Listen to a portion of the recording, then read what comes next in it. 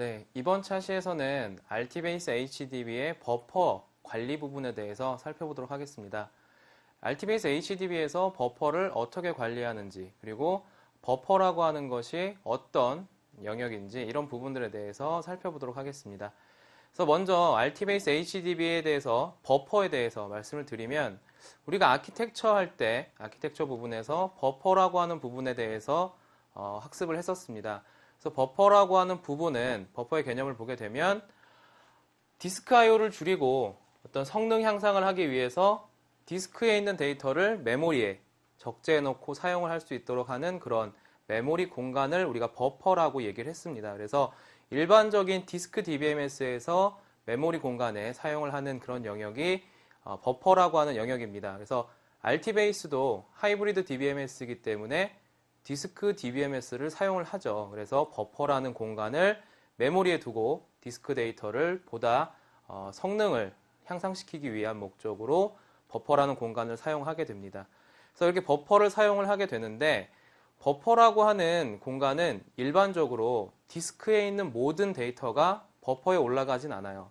그래서 일부의 데이터가 메모리에 올라가기 때문에 버퍼에 올라가기 때문에 사용자가 어떤 데이터를 요청을 했을 때 내가 원하는 데이터를 셀렉트를 했다, 변경을 했다, 어떤 작업을 요청을 하게 되면 일단 버퍼에 있는 경우라고 하면 버퍼에서 사용자가 요청한 데이터를 이제 응답을 해주면 되지만 그렇지 않은 경우라고 하게 되면 디스크에서 데이터를 가지고 올라와야 되겠죠. 그래서 디스크에서 다시 버퍼로 데이터를, 그러니까 페이지를 가지고 새로운 페이지를 적재하는 이런 과정을 우리가 버퍼 리플레이스라고 얘기를 하게 됩니다. 그래서 지금 그림에서 보시면 이 빨간색으로 표시가 되어 있는 이 부분을 우리가 버퍼라고 쉽게 생각을 해볼 수가 있습니다. 그리고 밑에 나와 있는 이런 네모 박스를 우리가 디스크, 실제 디스크에 있는 페이지라고 가정을 해보겠습니다. 그래서 하나하나의 이런 페이지들로 이제 디스크가 구성이 되어 있을 거고요.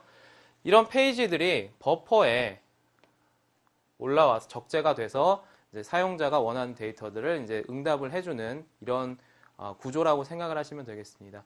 그런데 사용자가 데이터를 요청을 했을 때 지금 디스크에 있는 모든 데이터가 버퍼에 올라와 있지는 않죠. 모든 페이지가 올라와 있지 않기 때문에 지금 요청을 한 이게 실제로 올라와 있는 4라고 하는 데이터라고 우리가 가정을 한번 해보겠습니다.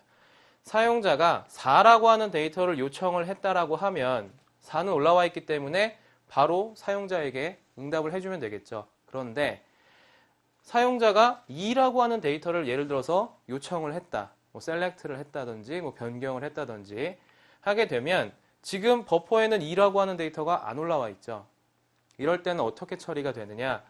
디스크에서 다시 버퍼 쪽으로 이 2라고 하는 데이터를 새롭게 적재를 합니다. 가지고 올라간다는 얘기죠. 그래서 이렇게 디스크에서 새로운 페이지를 버퍼로 가지고 올라가는데 지금 버퍼는 다 차 있어요. 비어있는 공간이 없다라는 얘기입니다. 그래서 이렇게 다 차 있는 버퍼에 새로운 페이지를 적재할 때 페이지가 기존에 있던 뭔가 하나는 삭제가 되고 새로운 페이지가 버퍼로 올라오겠죠. 그래서 이렇게 기존에 있었던 페이지를 새로운 페이지, 디스크에서 새롭게 가지고 올라오는, 새롭게 적재하는 페이지로 바꾸는, 교체하는 작업을 우리가 이제 버퍼 리플레이스다라고 얘기를 하게 되고요.